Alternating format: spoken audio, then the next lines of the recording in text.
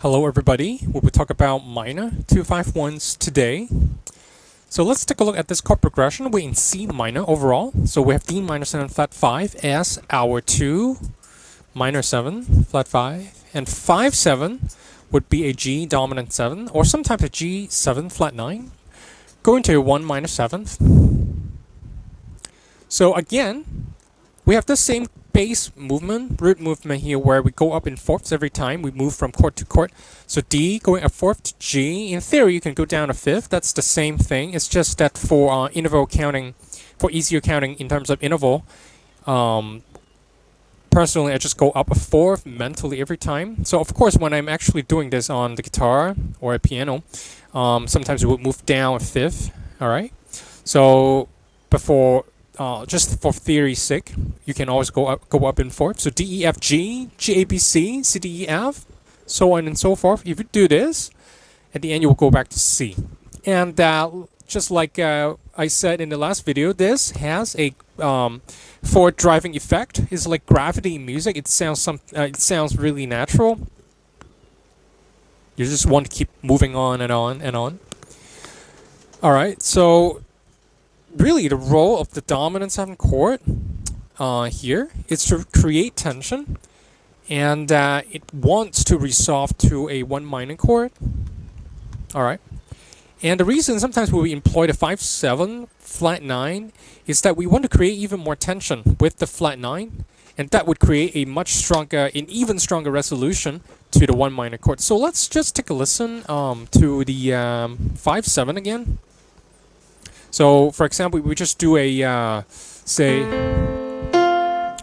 G, a dominant 7 chord.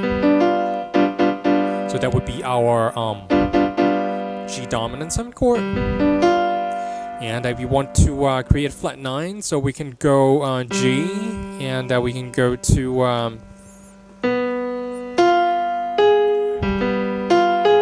we go. So the interval would be root flat 7, and then a flat 9. Going to C minor. So you see the flat 9 here. It's creating a little bit of tension. At least a little bit more than this guy. Even more tension from the flat 9.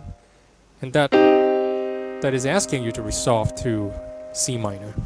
Alright. Alright, let me play the whole thing with the D minor 7 flat 5. So D.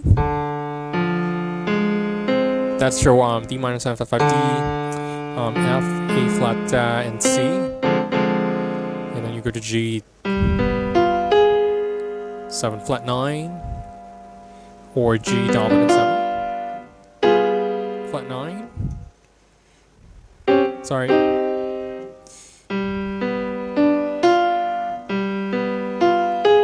All right, and then back to C minor.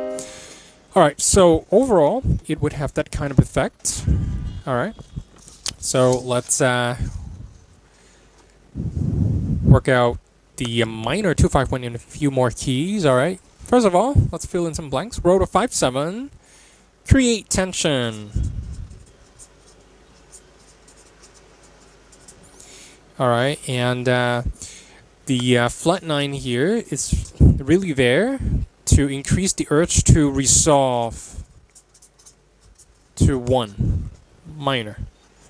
It can be major actually, so we'll talk more about that in harmony 2. So again, for these videos, just get acquainted with minor 251s and also major 251s. So minor 251 in E minor, so I have a 1 minor 7. 2 would be an F sharp minor 7 flat 5, and then to a B dominant 7th. G minor F, G A minor 7 flat 5 would be our 2 minor 7 flat 5. D dominant 7 going to G minor 7. G minor 7 flat 5, this case, and then C dominant 7 to an F minor 7. Okay, C minor. So that would be, we actually just did that, right? So let's change that up to D minor, alright? So D minor, E minor 7 flat 5 as our 2, and then A dominant 7th as our 5. Alright, that's it for this video. I would see you in the next one.